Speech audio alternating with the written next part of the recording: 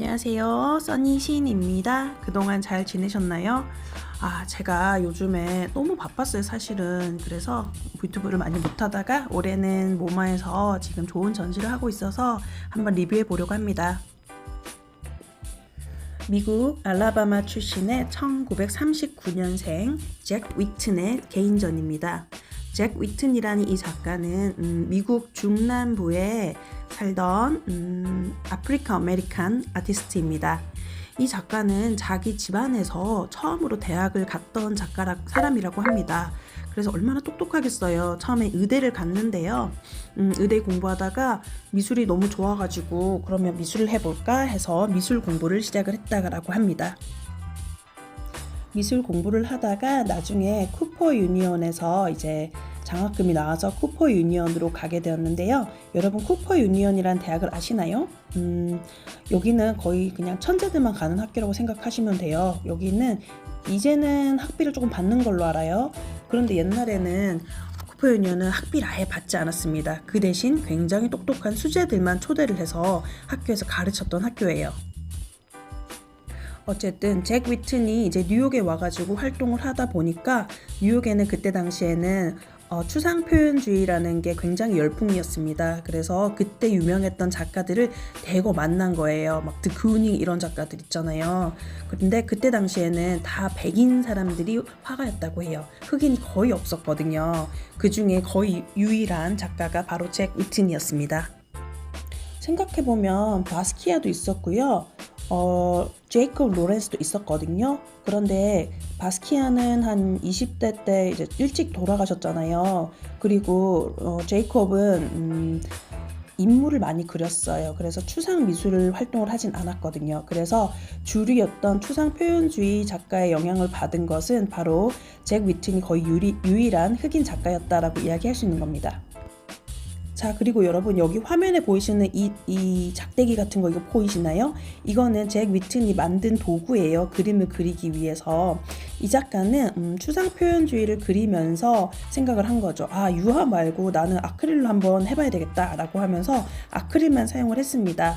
그러면서 아크릴이 다 마르기 전에 물감을 엄청 짜놓고 그 위에 아크릴이 마르기 전에 저런 도구를 이용해서 쫙 표면을 민 거예요. 그래서 표현을 했습니다.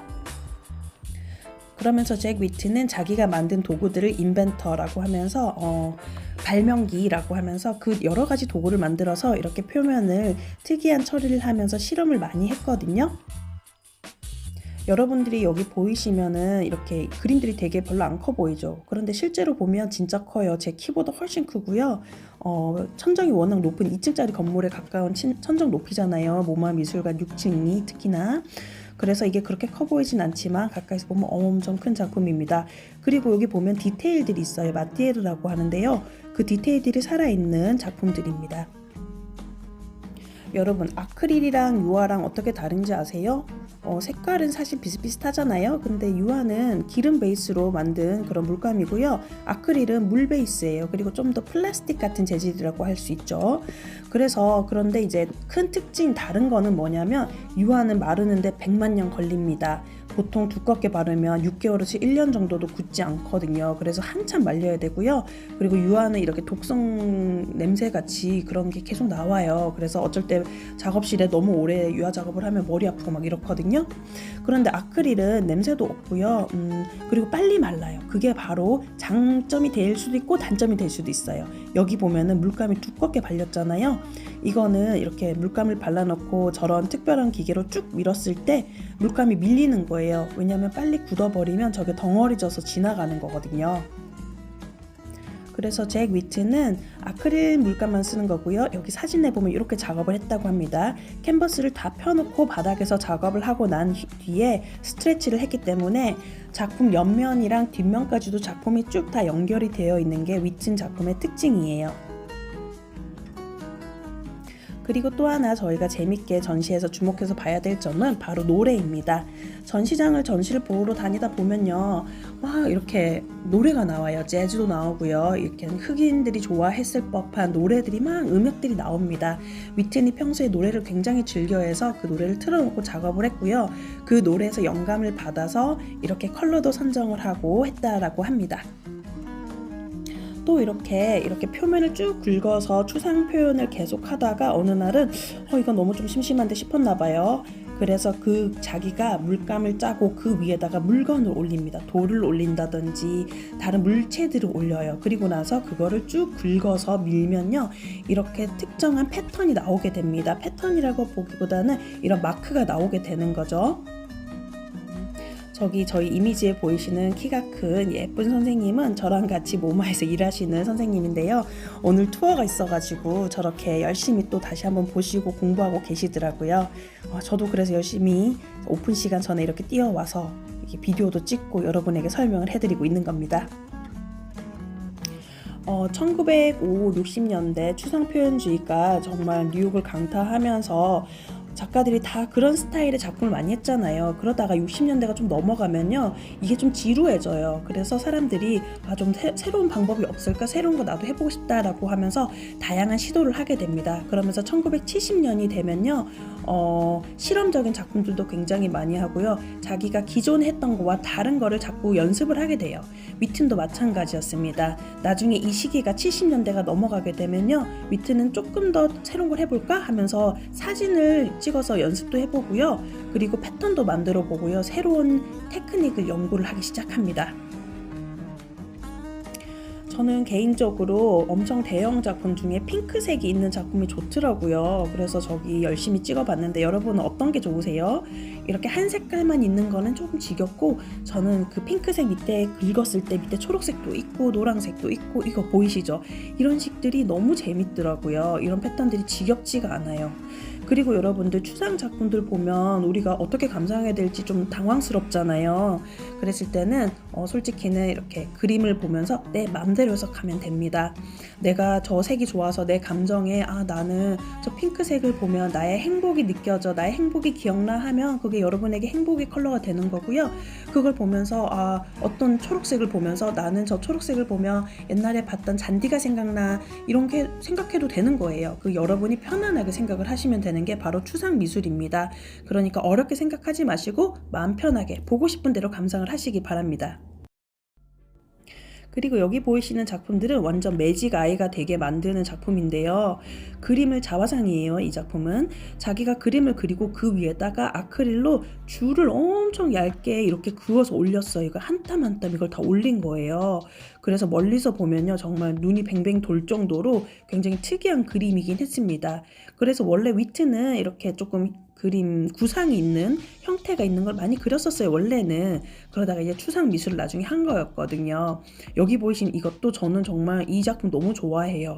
왜냐하면 이게 눈이 진짜 아프긴 한데요, 어느 바닥 같기도 하고요, 나무 바닥 있거든요, 그런 것 같기도 하고, 이 한 땀 한 땀이 긁어서 이거를 그린 게 너무너무 신기해요. 이게 정말 라이트 타임에 긁어야 되거든요. 너무 늦게 긁으면 아크릴 물감이 굳어가지고 이게 긁혀지지가 않아요. 그리고 너무 빨리 굳으면 색깔이 다 지워져가지고 모양이 나지 않습니다. 그렇기 때문에 이 위트는 이 긁는 시간을 정확히 맞추기 위해서 굉장히 노력을 했다라고 하네요. 그리고 위트는 흑인 민권 운동에도 굉장히 참여를 많이 했었습니다. 사실 여러분, 미국이 더 보수적인 거 아세요? 옛날에는 미국에서는 여자는 집안 일이나 하고 일도 하지 마, 이런 게 우리나라보다 더 심했고요. 그리고 흑인과 백인을 나눠서 그 사람들이 같은 화장실도 못 쓰게 하고, 흑인은 정말 노예 취급하고 나쁘게 했었거든요. 근데 그게 정말 최근까지 그랬었어요. 그게 바로 1960년대 이전까지도 그랬거든요. 그러니까 흑인들이 얼마나 억울하겠어요. 그래서 이 사람들이 민권 운동을 합니다. 이 작가도 여기에 참여하게 되면서요, 흑인을 주제로 한 작품까지도 시도를 하게 되는 겁니다. 바로 여기 보이시는 이 작품이 그 대표적인 작품이고요. 배경이 까만색이에요. 그래서 서클들을 그리고 이렇게 원을 많이 그리고 그 위에다가 이렇게 점선이란 선들을 또 많이 표현을 하면서 자기만의 생각을 흑인을 관련해서 작품으로 제작한 겁니다. 그리고 이번 전시에 저는 재밌게 봤던 것 중에서는 조각이 되게 많았습니다. 전시장 군데군데 이렇게 나무 조각이 많았고요. 나무 조각 가운데는 저렇게 못이라든지 여러 가지 오브제를 써가지고 딱 콜라주로 붙여가지고 작품을 했더라고요. 근데 굉장히 재밌었습니다. 조각을 모아놓은 책도 있어요. 잭 위튼 스컬프처라는 책이 나올 정도로 잭 위튼이 작품을 진짜 조각 작품도 많이 했었습니다. 자, 그리고 여기 보이시는 이 작품들은 바로 캐스팅을 뜬 건데요. 아크릴 물감으로 어디까지 할 수 있나 이러면서 긁어서 그림도 그려보고 거기다 긁어서 표현도 해보고 여러 가지를 하다가 그러면은 내가 원하는 물체를 이렇게 떠서 그거에다 아크릴을 부어가지고 그걸 다시 뜯어서 벽에 붙이는 거예요, 작품으로. 그래서 이 작가는 나중에 이런 아크릴로 타일 조각까지 만들어서 모자이크 작업까지 하게 됩니다. 멀리서 얼뜻 보면은 저거는 그냥 되게 디지털화된 같은 그림 같고 모자이크 같기도 하고 막 이러거든요. 그런데 가까이서 보면요, 저게 아크릴 물감을 한 땀 한 땀 다 테이핑 해가지고 붙였다 떼면서 이렇게 물감의 높이를 다르게 해서 만들었던 추상 작품이에요. 그리고 잭 위튼이 했던 말이, 그런 컴퓨터가 할 수 없는 것을 우리가 예술가가 손으로 만들어내야 된다라고 하면서 저런 작품들을 되게 많이 만들었습니다. 디지털이 할 수 없는 거를 자기가 해야 된다라고 하면서요. 그리고 잭 위튼의 작업실이 이렇게 소호 밑에 쪽에 있었거든요. 그쪽에 있었는데 한번 불이 크게 나면서 작업실이 소실되었다고 해요. 그래서 새로 작업실을 지을 때까지 3년 동안 너무 그냥 짜증났나 봐요. 그래서 작업도 안 하고 3년은 쉬었어요, 위튼이. 그리고 나서 나중에는 또 이렇게 작업을 많이 했는데요. 그 다음 작품들이 이런 식으로 타일 조각하듯이 이게 아크릴 물감을 하나하나 이렇게 굳혀가지고 만든 조각이에요. 그래서 이거를 나중에 모자이크처럼 작업을 했습니다. 그리고 이 전시방에는 엄청난 역대 대작이 바로 여기 있는데요. 그 작품이 지금 보이시는 이 작품입니다. 갑니다, 여러분. 짜란짠짠. 바로 911. 그 미국의 정말 뼈아픈 그런 역사이죠. 그 작품을 만든 건데요.